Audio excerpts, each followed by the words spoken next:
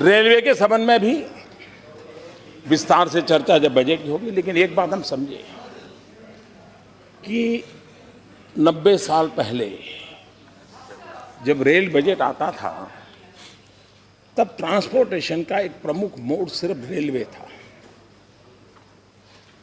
आज ट्रांसपोर्टेशन एक बहुत बड़ी अनिवार्यता बनी है और इकलौता रेलवे नहीं है, कई प्रकार के ट्रांसपोर्टेशन के मोड है। जब तक हम कॉम्प्रिहेंसिवली ट्रांसपोर्ट इस विषय को जोड़ करके नहीं चलेंगे तो हम समस्याओं से जूझते रहेंगे। और इसलिए मुख्य धारा में रेलवे व्यवस्था भी रहेगी, उसमें कोई प्राइवेटाइजेशन को कोई तकलीफ नहीं है, उसकी स्वतंत्रता तो को कोई तकलीफ नहीं है। लेकिन सोचने के लिए सरकार एक साथ कॉम्प्रिहेंसिव हर प्रकार के मोड ऑफ ट्रांसपोर्ट को देखना शुरू करे, आवश्यक है। और हमने जब से आए हमने रेलवे में बजट में बदलाव किया है। आप जानते हैं कि पहले बजट में हमारे गौड़ा जी ने बताया था कि करीब 1500 घोषणाएं हुई थी और कौन मजबूत है, कौन हाउस में ज़्यादा परेशान करता है, उसको ध्यान में रख करके, उसको खुश रख करके एक चीज़ बोली दी जाती थी। वो भी ताली बजा देता था, अपने इलाके में जाके बता देता था ये काम हो गया। हमने देखा साहब 1500 ऐसी चीज़ें हुई थी जिनका कागज पर ही मोक्ष हो गया था। तो ये ऐसा हम क्यों करते हैं? मैं जानता हूं इससे राजनीतिक दृष्टि से हमें नुकसान होता है, लेकिन किसी ने तो जिम्मा लेना पड़ेगा। देश में जो गलत चीजें डेवलप हो चुकी हैं उसको हम रोकें। और ब्यूरोक्रेसी को सूट करता है जी, ऐसी चीजें उनको सूट करती हैं कि राजनेता ताली बजा दे, वो उनकी गाड़ी चलाते रहे। मुझे नहीं चलानी है जी। देश के सामान्य मानवी की आशा आकांक्षाओं के लिए फैसले लेने हैं, अच्छे फैसले लेने का प्रयास है, अच्छी तरह करने का प्रयास है। और इसलिए हम उस दिशा में आगे बढ़ रहे हैं, हम इसको काम को कर रहे हैं। एक विषय नोटबंदी का आया।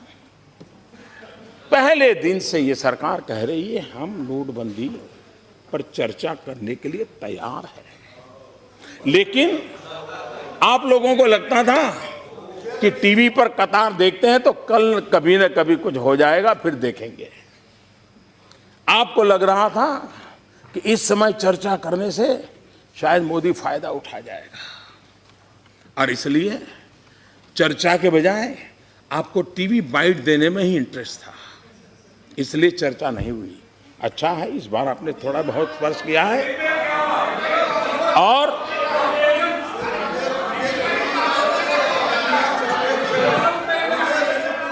nothing.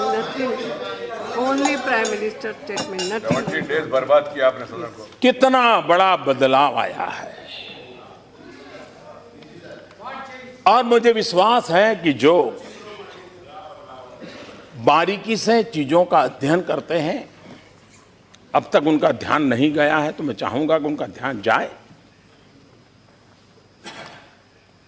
2014 के पहले का वक्त देख लीजिए, 2014 मई के पहले का। वहां से आवाज उठती थी कि कोयले में कितना खाया, 2G में कितना गया, जल करप्शन में कितना गया, वायु करप्शन में कितना गया, आसमान के करप्शन में कितना गया, कितने लाख गए, यही वहां से आवाज आती थी। ये मेरे लिए कितनी खुशी की खबर है कि जब वहां से आवाज आती थी मोदी जी कितना लाए, कितना लाए, कितना लाए, तब आवाज उठती थी कितना गया, अब आवाज उठ रही कितना लाए। इससे बड़ा जीवन का संतोष क्या हो सकता है? इससे बड़ा जीवन का, यही तो सही कदम है, यही तो सही कदम है। दूसरा, हमारे खड़गे जी ने कहा कि काला धन हीरे जवाहरात में है, सोने में है, चांदी में है, प्रॉपर्टी में है। मैं आपकी बात से सहमत हूं। लेकिन ये सदन जानना चाहता है ये ज्ञान आपको कब हुआ।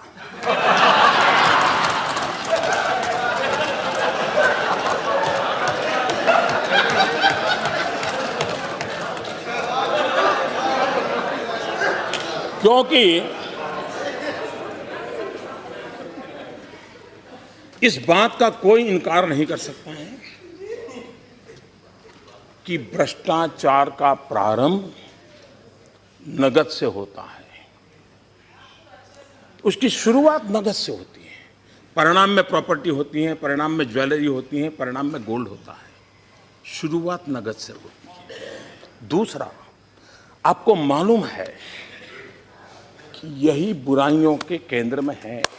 बेरावी प्रॉपर्टी है, जवाहरात है, गोल्ड है, चांदी है।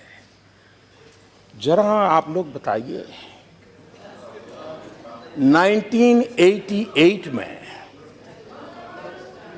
जब समान राजीव गांधी देश के प्रधानमंत्री थे, पंडित नेहरू से भी ज्यादा बहुमत इस सदन में आपके पास था, दोनों सदन में आपके पास था।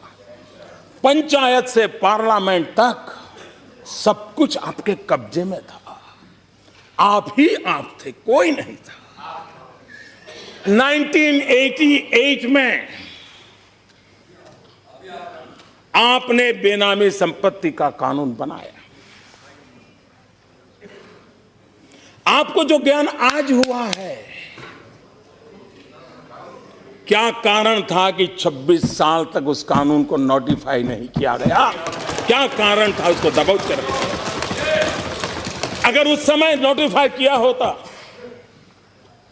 तो जो ज्ञान आज आपको हुआ है, 26 साल पहले की स्थिति थोड़ी ठीक थी, देश बहुत जल्दी साफ सुथरा होने की दिशा में एक काम हो जाता। वो कौन लोग थे जिनको कानून बनने के बाद ज्ञान हुआ कि अब कानून दबाने में फायदा है? वो किस परिवार? आप इससे बच नहीं सकते। आप किसी का नाम दे करके बच नहीं सकते, आपको जवाब देना पड़ेगा देश को। जो ज्ञान आज हुआ है, और ये सरकार है जिसने नोटबंदी से पहले पहला कदम उनके खिलाफ उठाया, कानून बनाया है। और मैं आज इस सदन के माध्यम से भी देशवासियों को कहना चाहता हूं, आप कितने ही बड़े क्यों न हो, गरीब के हक का आपको लौटाना पड़ेगा।